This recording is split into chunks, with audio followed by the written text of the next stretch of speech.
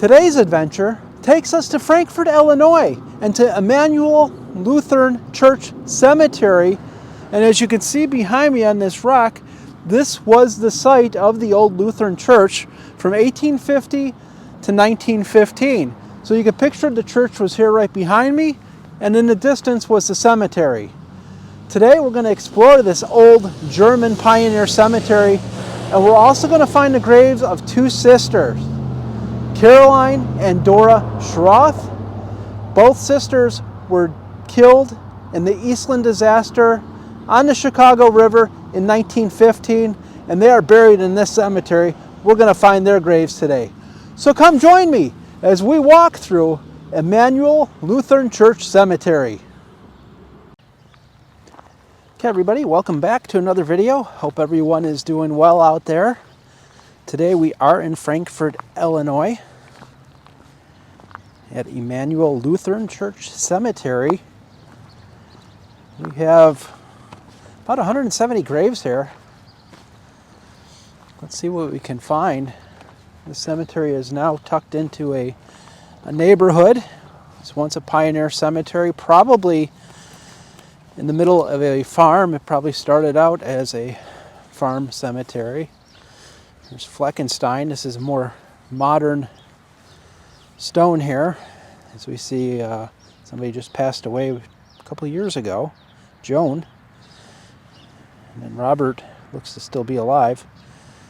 But let's see if we can find some of these older stones. I expect there'd be a lot of Germans in here. This area, Frankfort.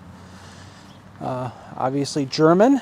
We got George Stellwagen, 1875 to 1951. His wife Bertha, 1880 to 1916. So she passed away rather young, as she was only about 36 years old. A nice monument there.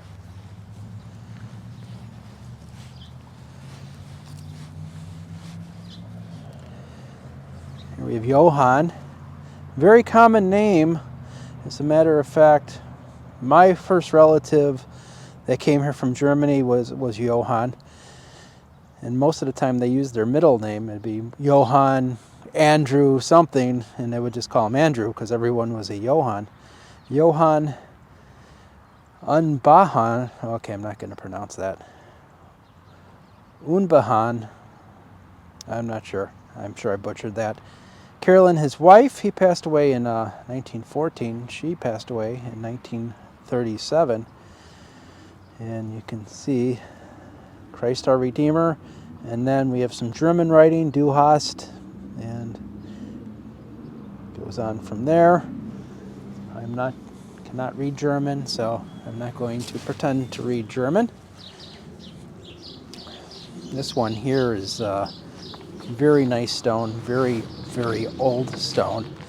Let me get out the handy dandy flashlight and see if I can read anything, although I kind of doubt it. Although I do see something that looks like 1821 there. I want to say it says 1850 something, but yeah, that's about all I can read. I don't know if any of you can read anything more. I'm guessing that was a dove at one time. Unable to read that, however. And here we have another Johann, surprising, Johann Wendell. Born January 3rd, 1829. And looks like died 1909 in Joliet, Illinois. I love some of these old monuments. And the fact that they're written in German and other languages is really kind of neat. This one here, again, not readable. This is more of a sandstone. Can't read that at all. And what do we have right next to it? A nice tallish monument, probably 7 feet tall. Werner looks to be the name. And I don't think I'll be able to read anything off of that one. Nope. Nope, doesn't surprise me at all. Behind it here is a nice one. Again in German, Alice, 1896. Oh, how sad. So Alice died 2 days after her first birthday, 1896 to 1897. Poor little Alice. But this is in marble, so Alice will not fade away anytime soon. And Paulus is the name here, 1818 to 1901. Let's see if we got anything on the other side.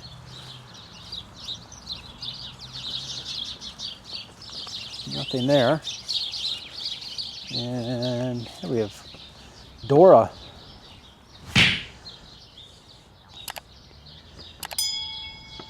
(1826 to 1897). So I'm wondering if, I don't know what Getten von means. Maybe wife of is my guess there. Not 100% sure. Very nice monument though. It is leaning slightly, however. We have a very large, sturdy monument here. The Gunther family. And we can see here the mother, Dorothea, passed away in 1926. And on the other side of the family stone, we see George. He passed away in 1905. And then we have a smaller stone here, probably older. Unable to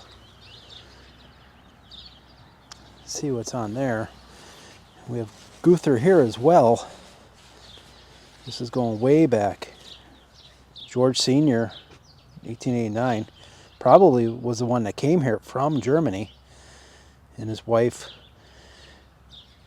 okay, how do you pronounce that, guys? Kuningund?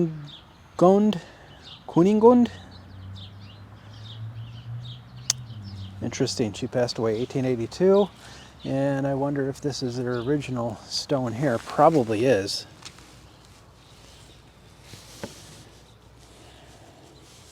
Hard for me to read that. See, 18 something. This is probably 18. Can't tell who that is. I'm guessing it's George or his wife.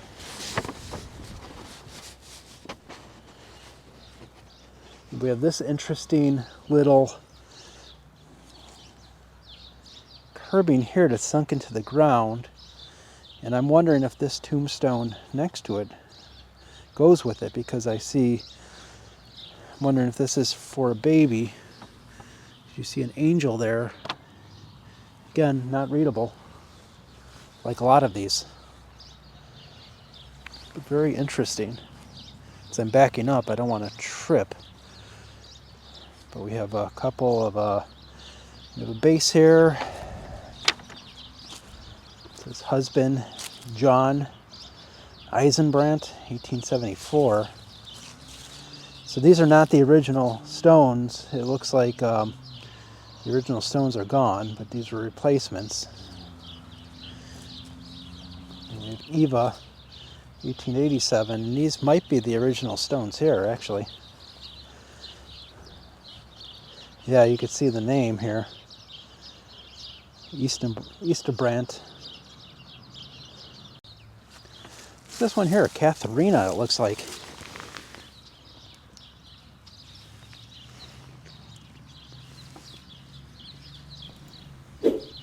Wife of somebody. 1871 it appears on that. See the handshake in the Bible. 1871, can you imagine? I mean, there was nothing in this area in 1871. It was all farms. And unfortunately, this was a substantial tombstone that has fallen. I believe it to be in the ground there. And I love this. This is a great monument. Look at that. We have a young girl there with her dog. That is awesome. Wonder if we can read this one.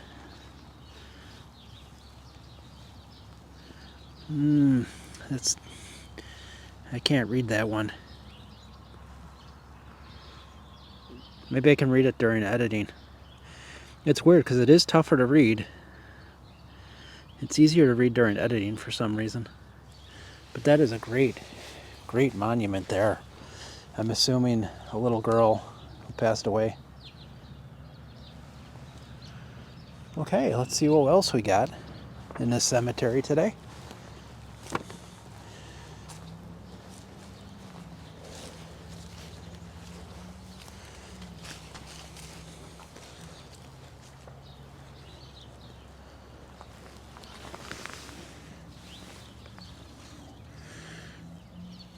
Man, I see B-A-R. Is that Barbara, maybe? Man, I can't read that. That is just barely unable to read that. That's too bad. That'd be a nice stone to read. This one's just a base. I wonder what happens to these. I wonder if this tombstone is in the ground somewhere and just covered by grass at this point.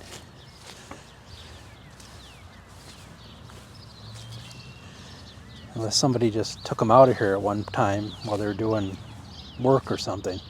There's another one here, unidentified, just the base.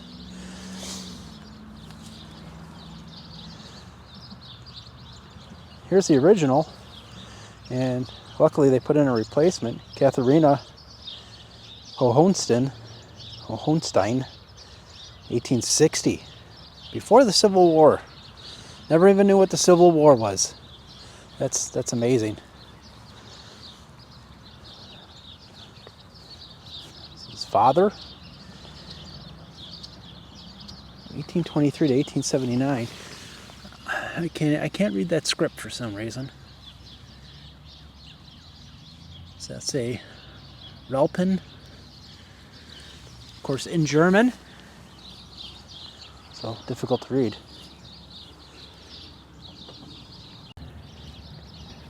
As we walk here, I'm going to tell you about the story of the sisters Caroline and Dora Schroth, infant Charles Yonker, 1947. So Caroline was 36 years old. Her sister Dora was 26 years old. Now Dora worked for the Western Electric Company polishing phones. And Caroline, her sister, had worked at the same company before she was married. There's the Warner family. This one looks rather aged for its, I mean, it is old, obviously, but doesn't seem old enough to be aged like that. And here's the main Warner stone. So getting back to the story, on July 24th, 1915, both sisters dressed up in their Victorian dresses. They packed their lunches, and here's their grave here, Dora and Caroline Schroth. They packed their lunches. They took the Rock Island train out of Mokina, Illinois, to make the trip downtown to Chicago because Western Electric Company had a company-sponsored outing aboard a ship, the SS Eastland, that day. So the SS Eastland was supposed to travel from Chicago across Lake Michigan to Michigan City, Indiana. And here we see their tombstones, Dora and Caroline. So at 6:41, well, about 6:30 in the morning, the girls boarded the ship. At 6:41, the ship began to listing to the starboard side. The crews let water into the ship's ballast tanks to right it. At 7:10, boarding ended with all 2,500 passengers on board. The ship began to list to the port side several times and was righted each time. And here's their parents, Henry and Christina Schroth, was righted each time. But at about 7:30 a.m., as the ship started to pull away from the dock, it listed about 25 degrees and it started to take on water. And as it pulled away from the dock, it rolled onto its side, killing 844 people, including sisters Dora and Caroline Schroth. So sad. Both sisters perished in that accident. And the sad thing is, it appears that they were the only siblings of their mother and father. And they're both lost on the same day, July 24th, 1915. Let's see what we have over here. Now this is very nice. So now they inscribed here, so they put a new base in, and they inscribed Conrad Frohner, 1840 to 1896. But you do see the dates pretty clearly on the tombstone, so, but someday you won't, so it's nice that they inscribed them again. So this one's a little tougher to read. Frohner's the name here, Philip Frohner, 1837 and 1904. So that's nice that they did that. Next to it we have a little one here, an infant. Let me see if I can. Jason Elliott Lawrence, infant, 1976. That's in an interesting spot. It's right next to the Frohner plot, so maybe a descendant of the Frohners. But you can see they put new bases in here and they straighten these monuments out, so it's really nice to see that this cemetery is being taken care of.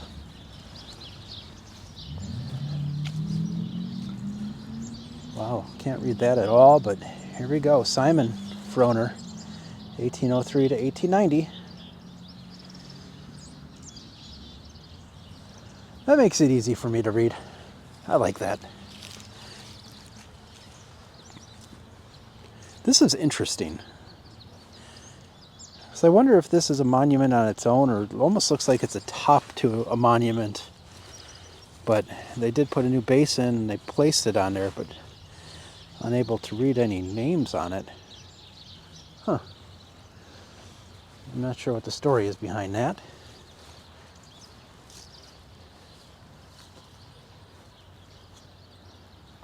We have the Bible up there. We have Dorothea Guther, 1874 to 1897, not very old, 23 years old, rather young. A lot of death while giving birth back then. Don't have the technology they have now. There's a more modern one. Nagy's the name on that one.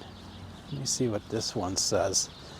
I'm not going to be able to. That one's really worn. But again, there is Maria Christina Guther, 1895.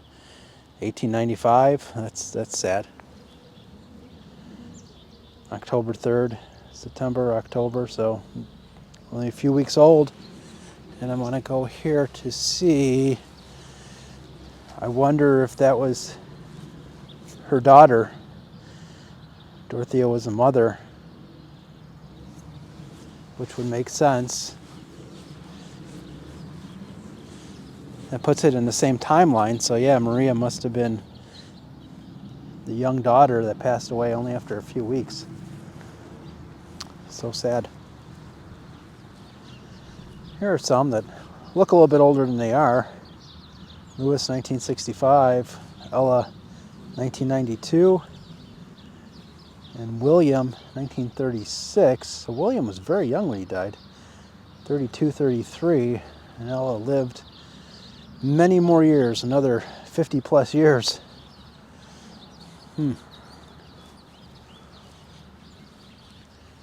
SNL Hohenstein, daughter, 1900 to 1907, 7 years old. Here's Louise Hohenstein, 1932, and Simon, 1934.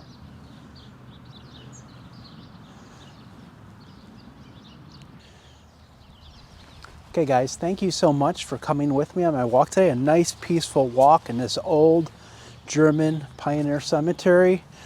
And unfortunately we got to see the graves of these two sisters, Dora and Caroline, whose lives were cut short by the Eastland disaster in 1915.